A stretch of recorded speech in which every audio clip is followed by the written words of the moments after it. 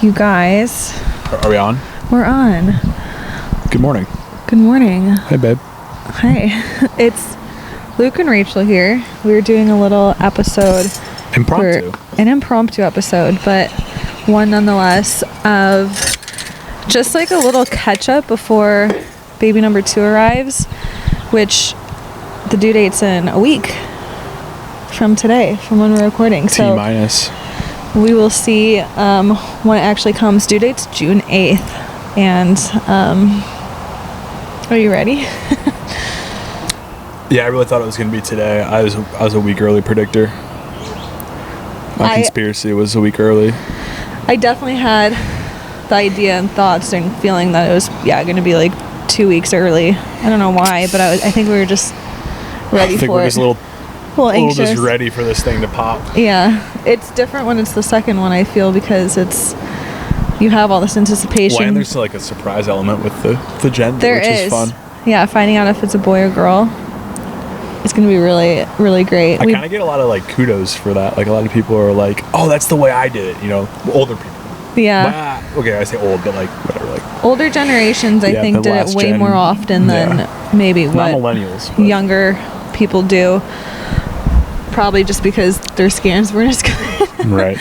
And that's just kind of how it went. Actually, that's what my parents did for both of us. They didn't find out. Yeah, like, how did you generation. I feel like finding out for the first one is, I wouldn't be able to keep that one a surprise. I had to know and just like prepare with the first one. But now I'm like, okay, well, we actually have everything we need to take care of the baby. If anything changes, it might just be clothing. First one. I think if we wouldn't have found out the gender, it still would have been the same amount of prep and work and excitement nonetheless. No, it definitely would have.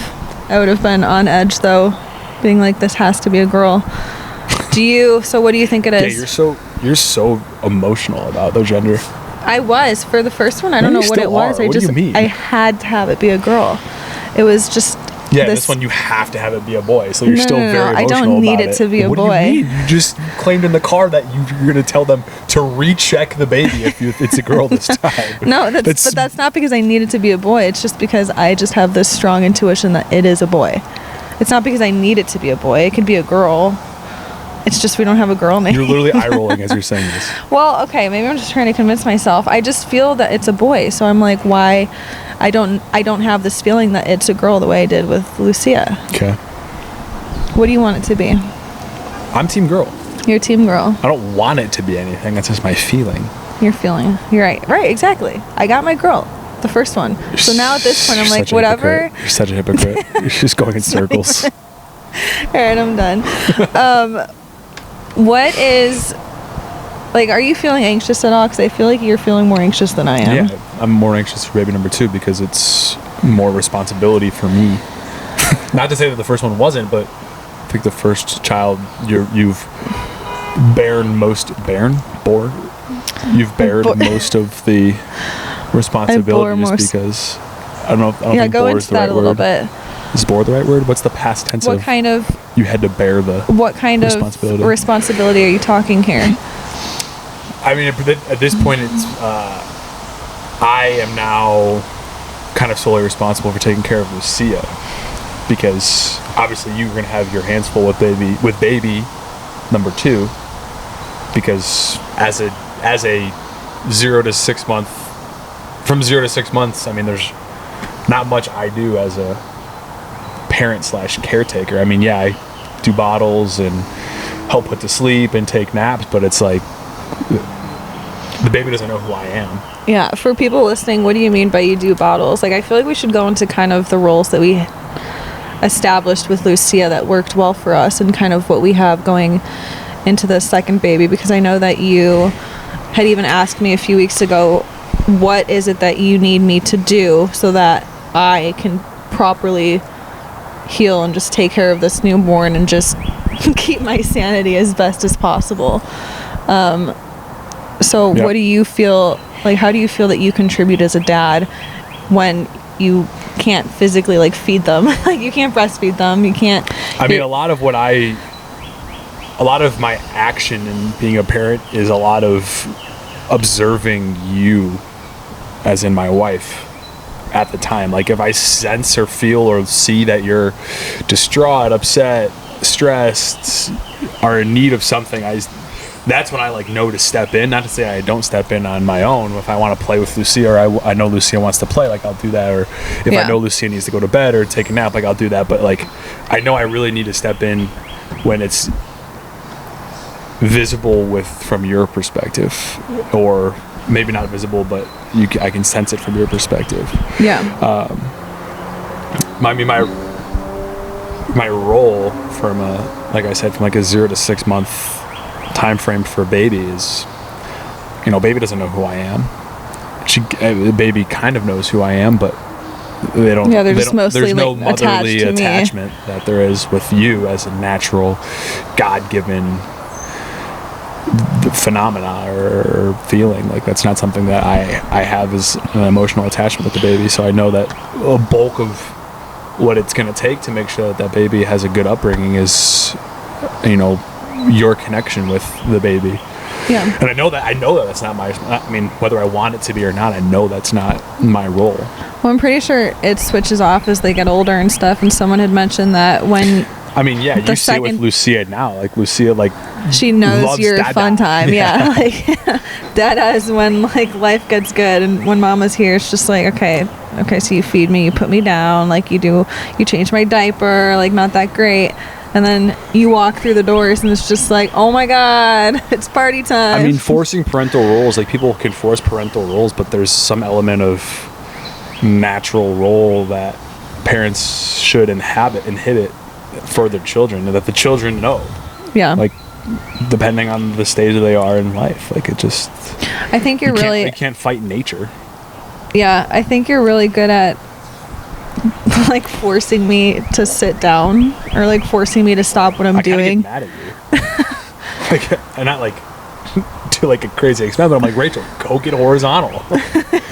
go relax. Go do something other than be a mother for now. Like, well, sometimes, like, as a woman, you just, once you what did you say to Lucia the other day? You're like, Mom is in cleaning mode right now. It cannot be stopped. Last weekend when you thought you were going to go into labor. I thought I was going into labor last week. Yeah, for 4 hours. Rachel was getting angry at me because I was just trying to leave the dishes around the counter post breakfast because I was playing with Lucia, and she said, no, you have to clean now. And I didn't say that.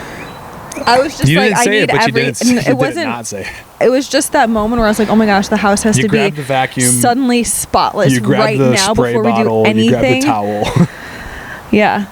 It's just this nesting thing. I just needed everything to be cleaned up. It's mentally how I feel my best, is at least if everything else is organized and put away. I feel like that has a huge impact on my mental health. Huge. And I think it goes for you too. Like, when things are out of place, it's just something that is messy, that is in the back of your mind, and it just doesn't allow you to fully relax. So I feel like, honestly, like they say, it's like the sexiest thing you can do is like clean up and just put things away and vacuum. But you do that already. But like, what? I don't know about the sexiest thing you can do, but for a lady, it's like, if you want to get laid, clean the house. You know, hat backwards. Wear your hat backwards, yeah. But That's why I'm wearing it forwards right now. Some things where it's just like, okay, like cleaning my breast pumps, cleaning bottles, that's just like, you have to just do it. Right. And I just delegate that to you because it's just like little things like that I think will help a relationship when you bring in a life into this world, is kind of having like those really strict lines sometimes of like, hey, I need you to just take ownership of this. Like, just every time my breast pumps in the morning, like, just clean them. I just need them cleaned. Or the bottles, like, you're responsible for cleaning the bottles at the end of the night. And like having those roles, or throughout the day, if you're home though. If I'm home. Having those roles can really, really help, just knowing what everyone. Well, it helps, I think, like having you feel that you are participating in a way, even though it's not, or even though it's different than how I will be taking care of the baby, if that makes sense. Yeah, we have roles. My role is to help you be able to help the baby. Yeah.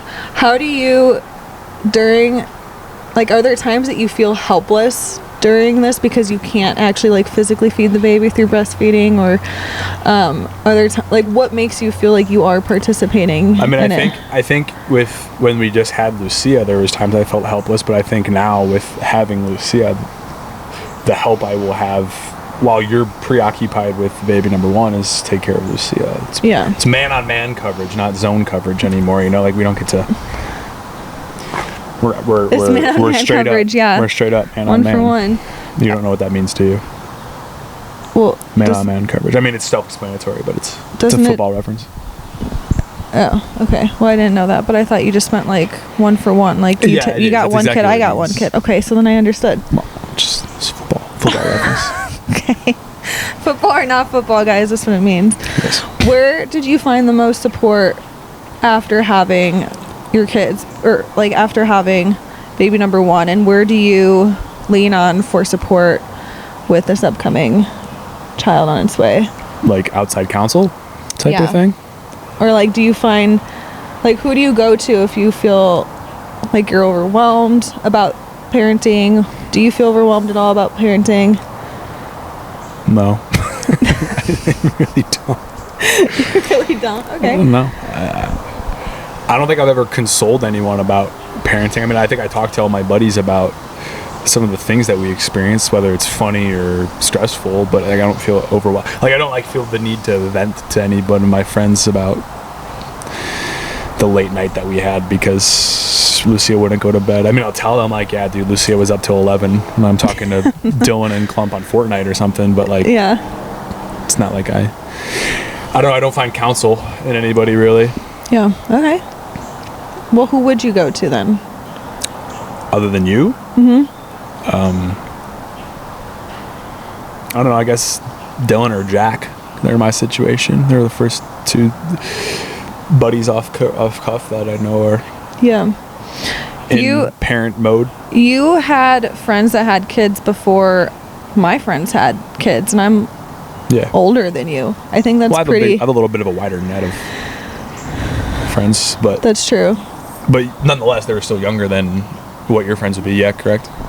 So I feel like that's almost... It's even better having people, like, go through it with you or having been through it so that you kind of have, like, a little heads up of, hey, I can actually go and talk to this person about, like, goofy little things that are happening and they're going to understand. Honestly, like, those guys don't even reach out to me, though. Like, I just think that dads or maybe just guys in general are inherently less, I don't know, gossipy or emotional. We don't talk about our emotions or like things that we go through. It's not like it's more kept between us. Yeah, I feel like we do that a lot too. We really try and keep a lot of our things between us. I mean, not that we try, but I feel that we have such a good team we can together. Rely on each other, emotionally and ventingly. Communication is really big and is key, obviously, in any relationship, but in any aspect of the relationship, but especially once you have kids too, there's a lot more that has to be discussed and a lot more that you have to like go through together and acknowledge and figure out together. And there's a lot of times where I think something should be done a certain way, you think it should be done a different way. Yeah, I mean that's the most abrasive part of being parents is differing opinions on treatment. Yeah, you're definitely more. You're just like the dad. Like I feel like our daughter is going to be the boy of the family in a sense of she's just growing up like roughhousing and being active and being thrown onto the couch, and I'm over here like, make sure her neck is okay, make sure that like you don't do this, don't do that, like pay attention to that. And I can't help it, but I try. Honestly, the best policy is I just leave the room. That's the only way I can like let it happen, is I just have to leave the room, because I know that you've got her to the best of your ability. The way you have to trust. Yeah, but that's just like playtime. Like we don't really have differing opinions on playtime. Like I feel like it's. I mean, maybe you do. You don't express it. I mean, I don't play with her the way you play with her. Right. That's fair. Playtime's not me throwing her on the couch or launching her onto a bunch of pillows. We've also been pregnant for most of her playtime. Yeah. Year. Playtime life. Yeah, that's true. What has been the most surprising thing about becoming a dad that maybe you just didn't expect, or I mean, I said it the very first day I became a parent. I'll still say it today. The most surprising thing is just the reprioritization of life and rearranging your hierarchy of important things. You know, like